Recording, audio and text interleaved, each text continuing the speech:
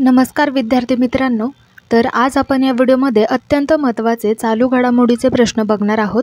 त्यामुळे व्हिडिओ शेवटपर्यंत संपूर्ण बघा आणि चॅनलवर जर तुम्ही नवीन आला असाल तर चॅनलला नक्की सबस्क्राइब करा। चला तर वेळ न घालवता व्हिडिओला सुरुवात करूया।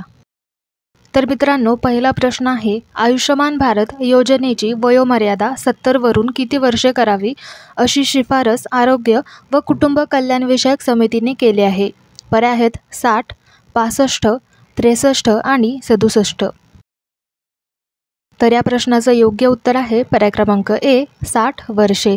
आयुष्यमान भारत योजनेची वयोमर्यादा 70 वरून 60 वर्षे इतकी केली आहे। प्रश्न क्रमांक दुसरा, आयुष्यमान भारत योजनेची वयोमर्यादा 60 वर्षे करावी अशी शिफारस कोणाच्या अध्यक्षतेखाली आरोग्य व कुटुंब कल्याण विषयक समितीने केली आहे? ऑप्शन आहेत JP नड्डा, राजनाथ सिंग, राम गोपाल यादव आणि राघव चड्डा। तर या प्रश्नाचं योग्य उत्तर असणार आहे पर्याय क्रमांक सी राम गोपाल यादव। नेक्स्ट आहे मित्रांनो, हॉकी इंडियाने 2024चा सर्वोत्तम पुरुष हॉकीपटू म्हणून कोणाला सन्मानित केले आहे? हॉकी इंडियाने 2024चा सर्वोत्तम पुरुष हॉकीपटू म्हणून कोणाला सन्मानित केले आहे? ऑप्शन आहेत अभिनव बिंद्रा, हरमनप्रीत सिंग, हार्दिक सिंग आणि अमित यादव। कोणाला सन्मानित केले आहे? तर या प्रश्नाचं योग्य उत्तर असणार आहे पर्याय क्रमांक बी हरमनप्रीत सिंग। तर मित्रांनो, पुढचा प्रश्न आहे प्रश्न क्रमांक 4, हॉकी इंडियाने 2024 वर्षाचा सर्वोत्कृष्ट महिला खेळाडूचा पुरस्कार कोणाला दिला आहे? हा पुरस्कार कोणाला दिला आहे? ऑप्शन आहेत दीपिका, ऑप्शन बी आहे हरमनप्रीत कौर, सायना नेहवाल आणि सविता पुनिया। तर या प्रश्नाचं योग्य उत्तर असणार आहे पर्याय क्रमांक डी सविता पुनिया।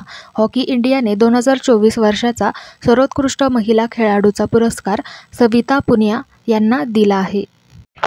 तर मित्रांनो, सविता पुनिया यांच्या बाबतीत आपण अधिक माहिती जाणून घेऊयात। तर त्यांना भारताची हॉकी गोलकीपर पण म्हटलं जातं।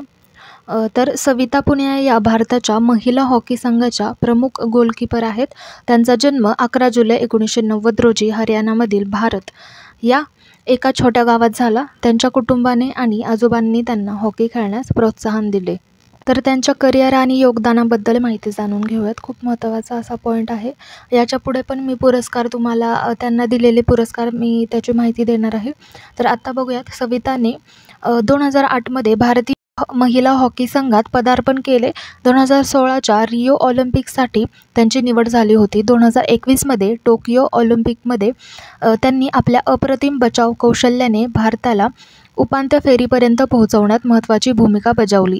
त्यांच्या उत्कृष्ट कामगिरीमुळे त्यांना the great wall of India असे म्हटले जाते।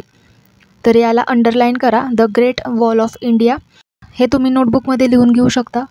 खूप महत्त्वाचा असा पॉईंट आहे।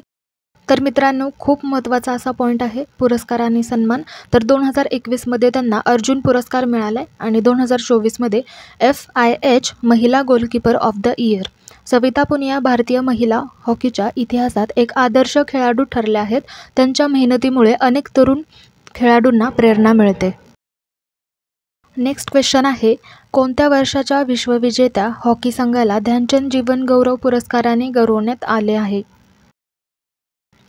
उत्तर आहे पर्याय क्रमांक सी 1975।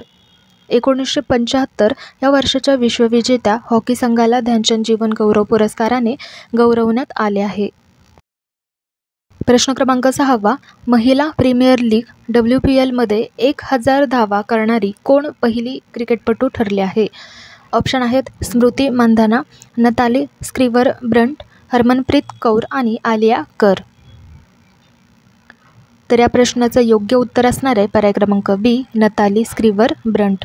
महिला प्रीमियर लीग WPL मध्ये 1000 धावा करणारी नताली स्क्रीवर ब्रंट ही पहिली महिला क्रिकेटपटू ठरली आहे।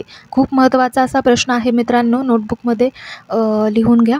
तर मित्रांनो, खूप महत्त्वाचा असा टॉपिक आहे। व्हिडिओ शेवटपर्यंत संपूर्ण बघा। व्हिडिओला लाईक करा। लाईक केल्यावर मला कळते की माझी मेहनत नक्कीच कामाला येते। सो व्हिडिओला लाईक करत जा। तुमच्या मित्रांना हा व्हिडिओ शेअर करा जेणेकरून त्यांनाही या व्हिडिओचा फायदा घेता येईल। आणि चॅनलवर जर नवीन आला असाल तर चॅनलला नक्की सबस्क्राईब करून ठेवा आणि नोटिफिकेशनची जी बेल आहे ती ऑल नोटिफिकेशनवर टाका, म्हणजे मी व्हिडिओ जेव्हा अपलोड करेल तेव्हा सर्वात आधी नोटिफिकेशन तुम्हाला मिळेल. तर पुढचा प्रश्न आहे प्रश्न क्रमांक 7. महिला प्रीमियर लीग WPL 2025 स्पर्धेचे विजेतेपद कोणी पटकावले आहे? ऑप्शन आहेत Mumbai Indians, Delhi Capitals, royal challenge Bangalore आणि गुजरात टायटन्स.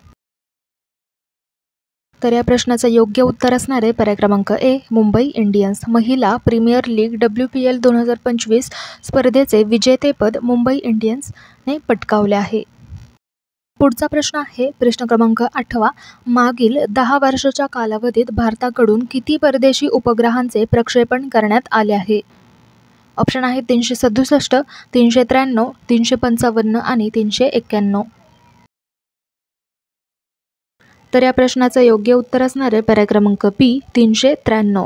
मागील 10 वर्षाच्या कालावधीत भारताकडून 393 परदेशी उपग्रहांचे प्रक्षेपण करण्यात आले आहे. खूप महत्त्वाचा असा पॉईंट आहे मित्रांनो. नेक्स्ट आहे भारत आणि कोणत्या देशाने फ्री ट्रेड ॲग्रीमेंट्स FTAवर चर्चा सुरू केली आहे? उत्तर आहे पर्याय क्रमांक ए, न्यूझीलंड. भारत आणि न्यूझीलंड या देशाने फ्री ट्रेड ॲग्रीमेंट्सवर चर्चा सुरू केलेली आहे. तर मित्रांनो, फ्री ट्रेड ॲग्रीमेंटचे मुख्य उद्देश काय असतो?